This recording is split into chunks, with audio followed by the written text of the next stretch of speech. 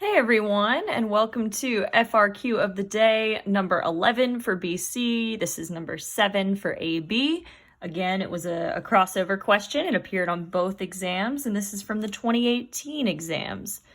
So this is a question about an accumulation function, or the fundamental theorem. You'll see it called both of those things. So let's jump right in. It says the graph of this function g, the derivative of f, is shown above. So the very first thing I would do in this question, it says g is the derivative of f. So that means that what we're actually looking at here is the graph of f prime. So I would label my graph f prime, not g. Because that makes more sense to me, okay? So the function, we're used to dealing with a derivative graph, and also most of the questions are about f, so now we have it in terms of f, okay? So it says g is piecewise linear for this part, and then it gives us an equation for this part here that's the parabola.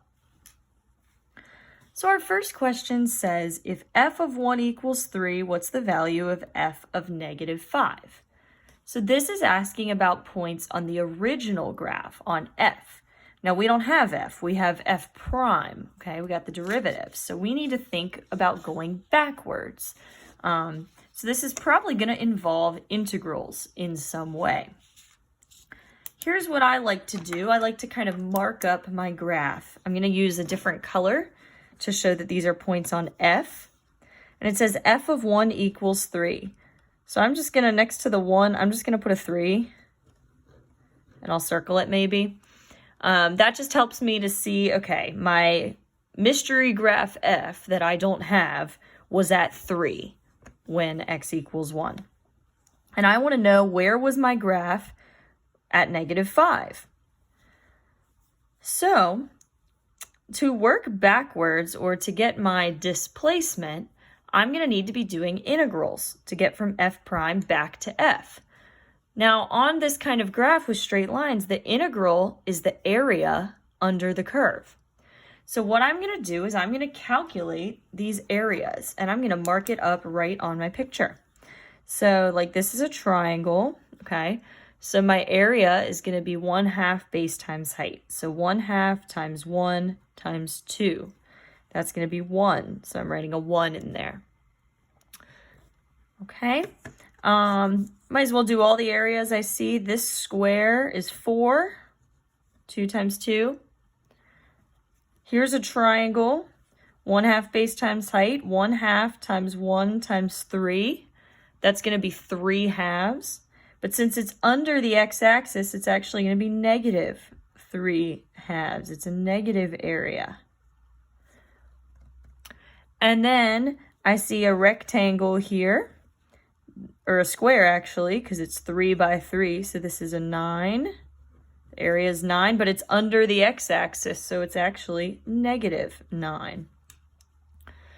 All right, so I've marked all of my areas.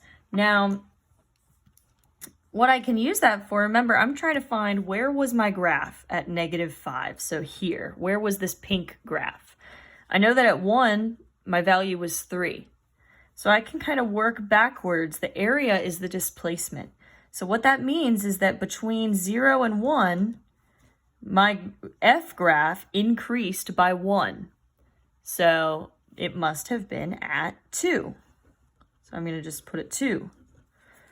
And that works because check it out. 2 plus the 1 equals 3. So I'll keep working backwards. I have a negative 3 halves. So you could think of it as this 2 minus negative 3 halves, which is actually 2 plus 3 halves, or 2 plus 1.5, if you like that better. So that would put us at 3.5. Let's check that that works. 3.5 minus 3 halves for my displacement does indeed equal 2. So we're good. To keep moving backwards, since I'm going backwards, I can subtract. So 3.5 minus negative 9 is the same as plus 9. That would put me at 12.5. Let's make sure it works. 12.5 minus 9 is 3.5. So that's how I tend to do it. I mark up my graph. The blue numbers, the area, is the displacement. It tells me how much it changed by, how much F changed. And then I use the different color, the pink here in this case, to show what F was doing. So I've actually answered question A. It said if f of 1 is 3, what is the value of f of negative 5? Well, at negative 5, my pink graph would be at 12.5 equals 12.5.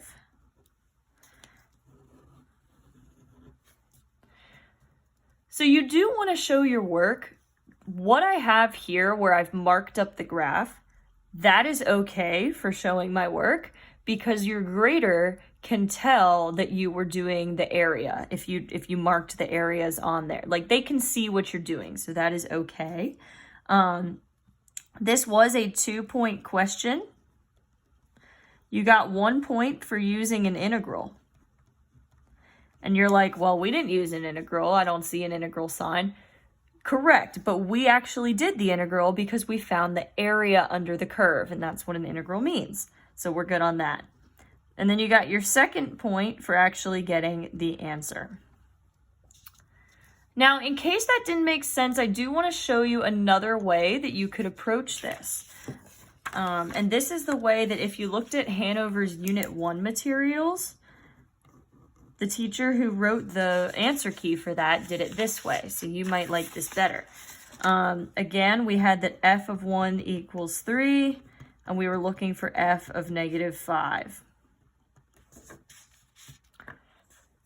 And we had the graph of f prime, so to get from f prime back to f, you need to be doing an integral.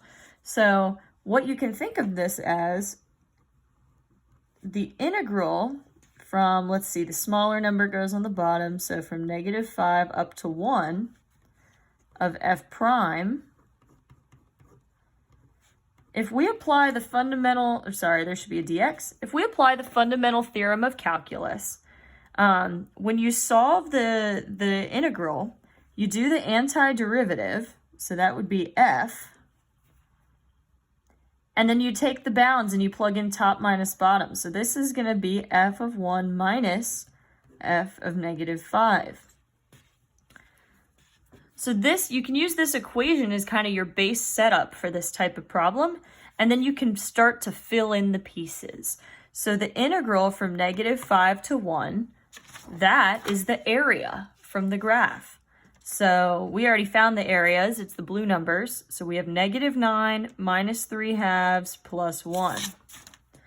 So negative 9 minus 3 halves plus 1, that's my integral, my area, equals, let's see, f of 1 is 3, we already know that, minus, we don't know what f of negative 5 is, so I'm going to leave it as f of negative 5. Now I just have to solve this equation. So negative 9 minus 3 halves plus 1 would be negative 9.5. So I'm going to write that as negative 9.5 equals 3 minus f of negative 5. Then you could subtract 3 from both sides. So you get negative 12.5 equals negative f of negative 5. Divide each side by negative 1, and you get 12.5 for your answer.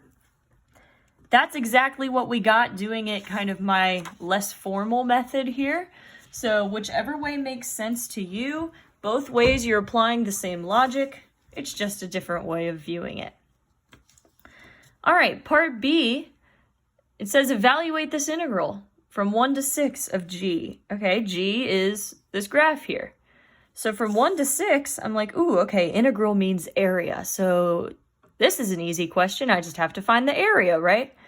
So from 1 to 6, looks like this area is 4. But after x equals 3, I run into an issue because this is not a geometric area that I can just calculate. I can't do base times height. It's a parabola. So I'm actually going to have to break this into 2 pieces. Here's how I'm going to look at it. I know that the integral from 1 to 3, that I could do geometrically. That was this box, which was 4. So that part is 4, and then I'm going to have to separately find the integral from 3 to 6, so that I'm getting all the area, all the way from 1 to 6. I'm just breaking it apart. So from 3 to 6, I need to actually do the integral of this parabola. This is why they give me the equation of the parabola. So it's the integral from 3 to 6, and the equation is 2 parentheses x minus 4 squared, and then I need a dx. So now I actually have to solve this antiderivative. What I like to do first, pull out any constants that are in the way. So I can pull the 2 to the outside.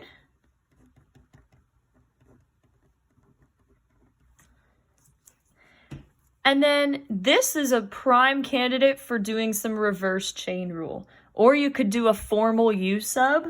I'm going to do an informal reverse chain rule on this. So this x minus 4, this is my U part. So off to the side, I like to jot down what U prime should be. So the derivative of x minus 4 would just be 1. So that's fine because there is already a 1 in the problem, right? Because I could put a 1 there and that's fine. Doesn't change the problem. So now I have U and I have U prime. So if you've got both of those pieces present, then all you have to do is take the antiderivative of the U part. So I'm going to have x minus 4, and I'm going to raise the exponent to a 3 and then divide by 3, or I'm going to put 1/3. Now, I can't forget that there was a 2 on the outside, so I'm going to just multiply by that 2 at the end. So that's my antiderivative. I solved that integral, but it had bounds on it, so I'm going to put this bracket, and my bounds were from 3 to 6. Now, to solve this and get an actual number, I need to plug in the bounds top minus bottom. So I'm just going to make that 2/3, 2 times 1/3. Plugging in the 6, I'm going to have 6 minus 4 cubed. Then I'm going to subtract, and then I'm going to plug in the bottom bounds. So 2/3, 3 minus 4 cubed. And now if I keep solving that, 2/3, 6 minus 4 is 2, so 2 cubed, minus 2/3 times, that'll be -1 cubed. And I'll keep going, 2/3 times 8. -1 cubed is -1, so that's going to give me a plus 2/3. So let's see, that's going to be 16/3 plus 2/3, which is 18/3, and 18/3 is just 6. So I actually got a nice normal number there. So going back to what the problem asked, I had to do the integral from 1 all the way to 6. We did it in 2 pieces. From 1 to 3, I could just do the area, and the area was 4. From 3 to 6, that's this longer part that I did, and I got 6. So all together, my whole area would be 4 plus 6, adding those pieces together. So my final answer is 10. All right, so this question was actually worth 3 points because it took a little longer, didn't it? So here's the points breakdown. You got 1 for splitting it up. So like for doing 2 separate pieces from 1 to 3 and then from 3 to 6. You got 1 point for the antiderivative